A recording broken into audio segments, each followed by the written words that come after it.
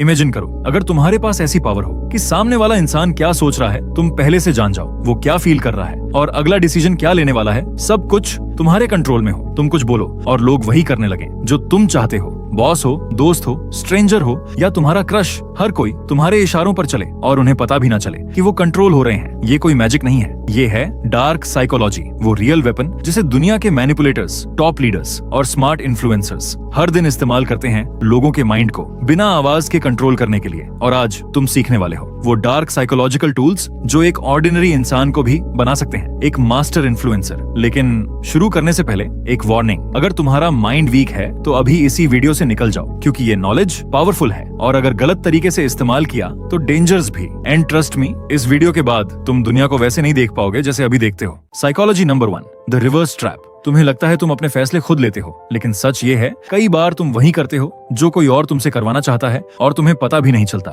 यही है दी reverse trap. इंसान वही चाहता है जिसे करने से उसे मना किया जाए। ये एक सिंपल ट्रुथ है, लेकिन अगर तुम इसे समझ गए तो तुम बिना फोर्स किए किसी को भी अपने इशारे पर चला सकते हो। लेकिन ये काम करता कैसे है? अब एक सेकंड रुक कर सोचो। मैंने ये ट्रिक तुम्हारे साथ पहले ही इस्तेमाल कर दी थी। हाँ, वीडियो की शुरुआत में जब मैंने कहा था अगर तुम्हारा माइंड वीक है तो ये वीडियो मत देखना, और फिर भी तुम यहाँ हो। तुमने वीडियो छोड़ा नहीं बल्कि और ध्यान से देखने लगे। यही है रिवर्स ट्रैप का असली पावर। तुम्हें लगा ये तुम्हारा डिसीजन था, लेकिन सच में तुम बस उस ट्रिगर पर रिएक्ट कर रहे थे जो तुम्हारे माइंड में डाल दिया गया था। मान लो तुम अपने दोस्त से कोई काम करवाना चाहते हो। अगर तुम सीधा बोलो भाई ये काम कर दे, तो क्या होगा? या तो वो मना कर देगा या बोलेगा बाद में देखेंगे। लेकिन अब गेम बदलते हैं, तुम जाओ और बस इतना बोलो, एक काम था पर छोड़ो, थोड़ा मुश्किल है, लगता नहीं तू कर पाएगा। बस यही ट्रिगर है। अब उसका ईगो हिट होगा। वो तुरंत बोलेगा क्यों नहीं कर पाऊंगा, मैं कर सकता हूँ। और जो काम वो पहले टाल रहा था अब खुद करके दिखाएगा। तुमने उसे फोर्स नहीं किया, तुमने उसे ऑर्डर नहीं दिया, तुमने बस उसे मत कर का सिग्नल दिया और उसने खुद ही कर दिया। यही है रिवर्स ट्रैप, एक ऐसा माइंड गेम जिसमें तुम कुछ कहते नहीं हो डायरेक्टली, लेकिन सामने वाला वही करता है जो तुम चाहते हो। साइकोलॉजी नंबर 2,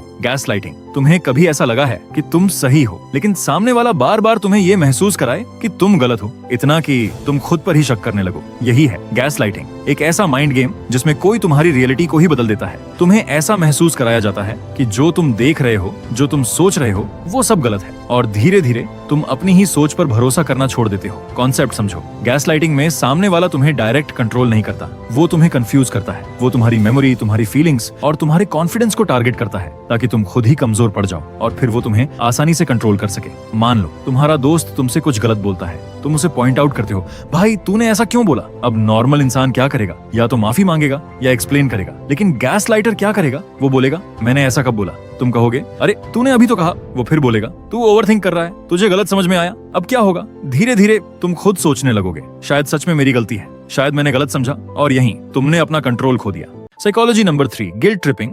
कभी किसी ने तुमसे कुछ ऐसा कहा है जिससे तुम्हें बिना गलती के भी गिल्टी फील हुआ हो, जैसे कोई बात नहीं, मैं तो हमेशा ही अकेला रहता हूँ, और अचानक तुम्हें लगने लगता है कि गलती तुम्हारी है। यही है गिल्ट ट्रिपिंग। कॉन्सेप्ट समझो, गिल्ट ट्रिपिंग एक ऐसा माइंड गेम है जहां सामने वाला तुम्हें फोर्स नहीं करता, वो बस तुम्हें गिल्टी फील कराता है और तुम खुद ही वो करने लगते हो जो वो चाहता है, क्योंकि इंसान दर्द से नहीं गिल्ट से ज्यादा भागता है। मान लो तुम अपने दोस्त के साथ बाहर जाने से मना कर देते हो। अब नॉर्मल रिएक्शन क्या होगा? ठीक है फिर कभी चलते हैं। लेकिन गिल्ट ट्रिपिंग करने वाला क्या करेगा? वो बोलेगा ठीक है तू बिजी है, मैं तो वैसे भी तेरे लिए इंपॉर्टेंट नहीं हूँ। अब क्या होगा? तुम्हारे अंदर गिल्ट आएगा और तुम सोचोगे यार चल जाना चाहिए था, और अगली बार तुम अपनी मर्जी से नहीं उस गिल्ट की वजह से जाओगे। अब सबसे जरूरी बात, हर गिल्ट सही नहीं होता।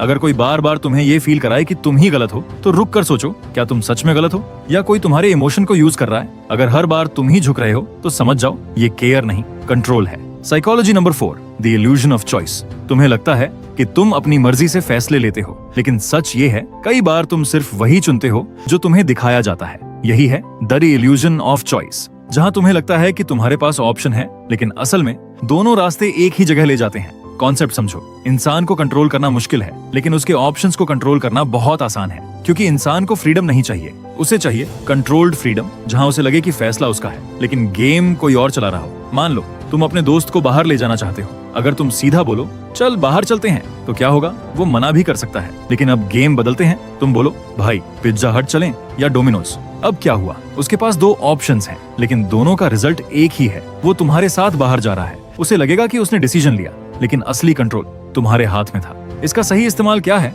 किसी को फोर्स करने के बजाय उसे क्लियर और लिमिटेड ऑप्शंस देना, जैसे तू अभी करेगा या 10 मिनट बाद। यहाँ तुम उसे मजबूर नहीं कर रहे, बस डिसीजन आसान बना रहे हो। और यही डिफरेंस है गाइडेंस और मैनिपुलेशन में। Psychology number 5, mirroring. क्या तुमने कभी नोटिस किया है कि कुछ लोग पहली ही मुलाकात में अजीब तरह से अपने जैसे लगते हैं? तुम्हें लगता है यार ये तो बिल्कुल मेरी वाइब का है, और तुम बिना सोचे उस पर ट्रस्ट करने लगते हो।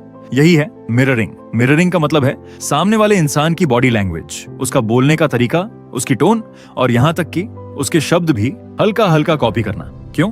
क्योंकि इंसान नेचुरली उन लोगों को पसंद करता है जो उसके जैसे होते हैं, और जब कोई तुम्हें तुम जैसा लगता है तो तुम्हारा दिमाग उसे सेफ और ट्रस्टवर्दी मान लेता है। मान लो तुम किसी नए इंसान से मिलते हो, अगर वो धीरे बोलता है और तुम भी धीरे बोलने लगो, वो रिलैक्स बैठा है और तुम भी वैसा ही पोस्चर रखो, तो क्या होगा? धीरे धीरे उसे लगेगा ये इंसान मुझे समझता है, और बिना वजह तुम्हारे बीच कनेक्शन बन जाएगा। मिररिंग का सही इस्तेमाल क्या है? कनेक्शन बिल्ड करना। जैसे इंटरव्यू में किसी नए दोस्त से मिलते समय या कॉन्वर्सेशन को कंफर्टेबल बनाने के लिए। लेकिन ध्यान रखना, ओवर मत करना। अगर तुम सब कुछ कॉपी करोगे तो वो फेक लगेगा। Psychology number 6, strategic silence.